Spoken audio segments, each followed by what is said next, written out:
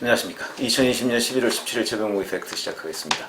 뭐 조금 황당한 일이 생겼는데 그게 무슨 얘기냐면 윤석열 검찰총장에 대해서 그 가상 대결을 붙여본 여론조사 결과가 나왔습니다. 우선 그걸 소개시켜드리고 이게 뭐가 문제인지 말씀을 드리겠습니다. 우선 이걸 여론조사를 하는 데는 아시아경제라는 데에 의뢰로 윈지코리아 컨설팅이라는 곳에서 여론조사를 했는데요. 여론조사의 신뢰도는 꽤 높은 편입니다. 왜 그러냐면 휴대전화 안심번호로 여론조사를 했기 때문에 일반적인 ARS보다는 좀 높다 이렇게 얘기를 할 수가 있겠고, 그럼 여기에 보면 이재명 지사가 민주당 후보가 됐고 윤석열 검찰총장이 후보로 출마했을 경우에 지지율이 어떻게 되느냐라고 했을 때 이재명 지사가 42.6, 윤석열 총장이 41.9. 그래서 뭐 이건 오차 범위가 3.0%거든요. 플러스 마이너스. 그러니까 이거는 뭐 지금 1% 차이도 안 납니다. 0.7%포인트 차이밖에 안 납니다. 이거는 우열을 가르기가 어렵다 하는 얘기가 되는 것이고, 그 다음에 이낙연 민주당 대표가 만약에 민주당 후보가 됐다고 가정을 했을 경우에 윤석열 검찰총장과는 이낙연 42.3, 그 다음에 윤석열 42.5. 그래서 윤석열 검찰총장이 0.3%포인트 앞선다. 뭐 이런 여론조사 결과입니다. 그래서 아시아경제 그 보도를 보면, 자, 윤석열 검찰총장은 이재명, 이낙연 누구와 붙어도 팽팽하다. 뭐 이런 식으로 이제 그 기사가 나왔는데, 자, 이게 이제 좀 문제가 있죠. 왜 그러냐면 윤석열 검찰총장은 지금까지 정치를 할지 안 할지 아직 밝히지 않았습니다. 자, 우선 여론조사 결과 계속해서 말씀을 드리면 민주당의 후보 적합도 뭐 이런 조사도 했더군요. 그걸 보면 이재명 지사가 25.1, 이낙연 대표가 22.7. 그래서 이재명 지사가 뭐 조금 높은 곳으로 되어 있지만 이건 오차범위 내고요.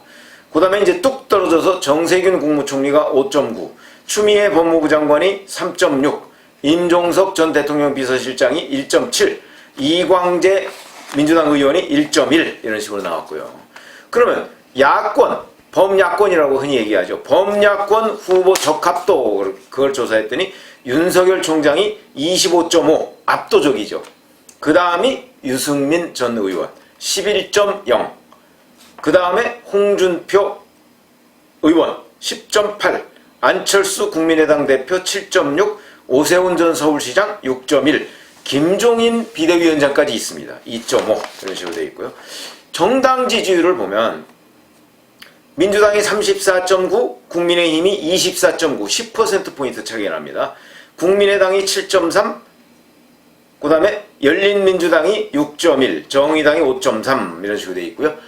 지금까지 이제 문재인 대통령의 국정수행 지지율이라고 하는 거는 뭐 갤럽, RN서치, 리얼미터 여기서 일주일마다 정기적으로 여론조사를 합니다. 그 대부분의 경우에 부정평가가 훨씬 높은 것으로 나오죠. 그런데 여기에서는 긍정평가가 훨씬 높은 것으로 나옵니다. 자, 긍정평가가 51.4, 부정평가가 45.2 이렇게 돼서 6.2%포인트 차이가 나는 것으로 되어 있는데 이거는 오차범위를 벗어난 겁니다. 오차범위를 벗어나서 긍정평가가 높다. 그러면 이거는 왜 이럴까? 다른 여론조사 기관들하고 왜 이렇게 다를까? 제가 그냥 분석하기에는 이 윈지코리아 컨설팅이라는 데가요, 제가 얼마 전에 서울시만 별도로 윈지코리아 컨설팅이 서울 시민을 상대로 서울시장 후보의 지지율을 조사한 적이 있습니다. 예비조사죠, 그것도. 거기에서 말씀을 드린 적이 있는데 그것도 윈지코리아 컨설팅이 한 겁니다. 윈지코리아 컨설팅은요, 기억나시는 분이 계실 겁니다. 민주당 공천 때 민주당 공천하려면 왜 여론조사를 하지 않습니까? 그 여론조사를 전담했던 기관입니다. 윈지코리아 컨설팅이. 그건 왜 그러냐?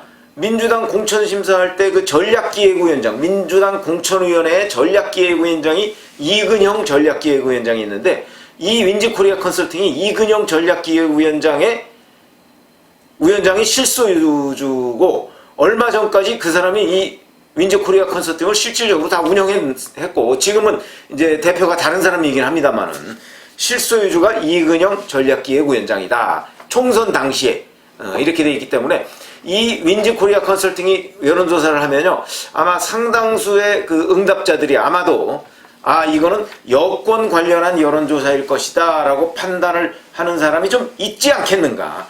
아마 그런 것이 이런 지지율에 반영이 되지 않았는가, 저는 그렇게 생각합니다. 그렇기 때문에 다른 여론조사 기관보다는 문재인 대통령 또는 민주당에 대한 긍정적 지지율이 많이 나오는 데가 아닌가. 물론 그거를 그 윈지코리아 컨설팅이 밝히고서 하진 않습니다. 그러나 어쨌든 간에 그런저런 것들이 바이어스, 약간의 편견으로 작용하지 않겠는가 하는 게 제 생각이고, 왜냐면 그렇지 않으면 나머지 그 유력한 갤럽이나 리얼미터나 RS서치 같은 그런 여론조사 기관하고 결과가 이렇게 다르게 나올 수 있을까? 뭐 이런 생각은 듭니다. 어찌됐든 간에 자, 이렇게 이제 여론조사 결과가 가상 대결까지 심지어는 붙였는데, 자, 이게 이제 뭐가 문제냐 하는 걸 제가 말씀을 드리겠습니다. 우선 윤석열 검찰총장은 지금까지 정치를 할지 안 할지 모릅니다. 지난번 대검 국정감사 때 본인도 이 사회에서 지금까지 살아오면서 굉장히 혜택을 많이 받아온 사람이기 때문에 검찰총장을 그만둔 뒤에 자, 이 혜택을 어떻게 돌려줄 것인가 하는 것, 어떻게 봉사할 것인가 하는 부분에 관해서 검찰총장을 그만둔 뒤에 천천히 생각해 보겠다. 그러니까 이제 국민의힘 김도우 의원이 질문을 했죠. 이렇게 질문을 했습니다. 그 천천히 생각해 보겠다고 하는 그 선택지에 정치도 포함되느냐라고 얘기하니까 그건 지금 말씀드리기 어렵다, 이렇게 얘기했습니다. 그러니까 이제 이걸 가지고 민주당 사람들은 정치에 할 뜻을 내비쳤다, 이렇게 얘기를 하고요.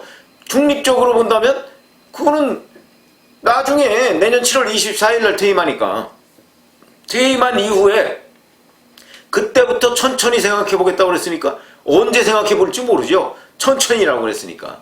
그리고 그거는 정치를 하느냐 뭐 이런 부분에 관해서 본인이 안 한다고 얘기를 안 했을 뿐이지, 그렇다고 해서 한다고도 얘기 안 한 겁니다. 이거를 자꾸 정치인 총장, 추미애 장관은 정치인 총장이라고 아예 낙인을 찍어버렸고 민주당에서도 자꾸 그런 식으로 몰고 갑니다. 그래서 제가 보건대는 윤석열 검찰총장이 이렇게 성급하게 가상 대결까지 이렇게 막 붙여보는 이런 것들은 아마도 이근영 전략기획위원장의 입김이 들어가지 않았나 하는 게 제 생각인데, 그렇게 될 경우에 이렇게 되면 이게 이제 이 자체가 굉장히 선정적인 보도가 되고요. 그 다음에 윤석열 검찰총장을 자꾸 정치로 몰아넣는 것, 내지는 정치인 총장이라는 그 프레임에서 못 벗어나도록 하는 그런 이미지 효과를 줄 수 있습니다. 그렇기 때문에 그런 이미지 효과를 주기 위해서 이렇게 성급하고 선정적인 기획을 했나 싶은 생각이 들 정도입니다. 그렇기 때문에 그런 의심은 흔히 저희 같은 이제 정치 분석을 하는 사람 입장에서 본다면 충분히 그런 의심을 할 수, 왜냐면 이게 너무나 성급한 거거든요. 이거는요, 본인이 나중에 정치를 한다고 했을 때 원래는 해야 되는 겁니다. 원래 원칙적으로 얘기하면. 그런데 그러면 지금은 왜 그럼 대선 후보 여론조사 거기에 넣느냐 뭐 이런 얘기를 하고 있는데, 그냥 여론조사에 그 갤럽 같은 경우는 이제 문항을 주지 않고 그냥 응답자들이 자연스럽게 얘기하도록 되어 있습니다. 거기서 자꾸 윤석열이라는 이름이 튀어나오니까, 그러니까 카운트를 하는 것이고, 그 다음에 뭐 리얼미터나 이런 데는 이름을 불러줍니다. 그 불러주는 데에서 윤석열 검찰총장을 자꾸 포함을 시키는 그런 측면이 있죠. 어찌됐든 간에 이건 굉장히 선정적이고 윤석열 정치인 총장 윤석열 뭐 약간 그런 식의 프레임으로 몰아가고자 하는 그런 의도가 있지 않나 하는 생각이 들고, 자, 또 하나, 지금 여기서 명시적으로 야권 후보로 윤석열 총장이 나올 경우라는 걸 전제로 했지 않습니까? 근데 민주당 이재명, 민주당 이낙연 뭐 이렇게 얘기하는 거고요. 야권 후보로 윤석열 또는 국민의힘 윤석열 이렇게 하는 거하고 응답자들의 그 어떤 지지 성향 이런 것들이 제법 차이가 날 것으로 보입니다. 왜 그러냐면 야권이라고 해서 다 같은 야권이 아니고 국민의힘 지지자 따로 있고 국민의당 지지자 따로 있고 정의당 지지자 따로 있습니다. 무소속 지지자 또 따로 있죠. 그런데 그거를 묶어서 야권 이렇게 해놔서 여론조사를 했는데 나중에 실질적으로 뭐 정치를 안 하면 그냥 그만이고, 정치를 한다고 했을 경우에 어느 당 누구 이렇게 되면요, 거기서 또 로스, 그러니까 떨어져 나가는 표가 생깁니다. 그렇기 때문에 지금 뭐 범야권 뭐 이런 식의, 그걸 마치 범야권의 단일 후보인 것처럼 가정을 해서 국민들한테 물어보는 거와 그렇지 않고 어느 당 누구 어느 당 윤석열 이렇게 물어보는 건 차이가 크다. 그런 말씀을 드릴 수밖에 없는 것이죠. 이거는 여론조사 전문가들한테 물어보면 그게 예를 들어서 국민의힘 윤석열과 범야권 윤석열은 차이가 있습니다. 왜냐하면 국민의힘 범야권을 지지하지만 국민의힘을 싫어하는 사람도 있거든요. 네, 반대의 경우도 또 있을 수 있고요.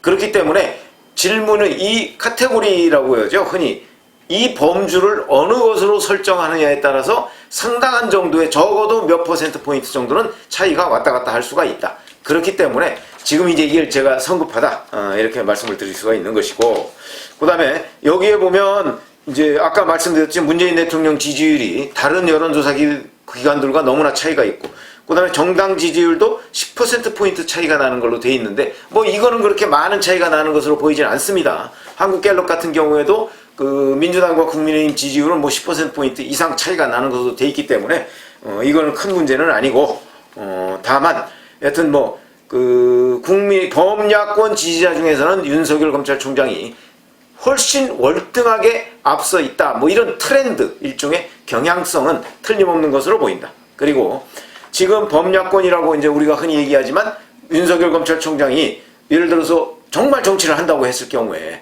어느 당에 들어가느냐에 따라서 또 지지율이 한동안 조정 국면을 거칠 가능성이 매우 많습니다.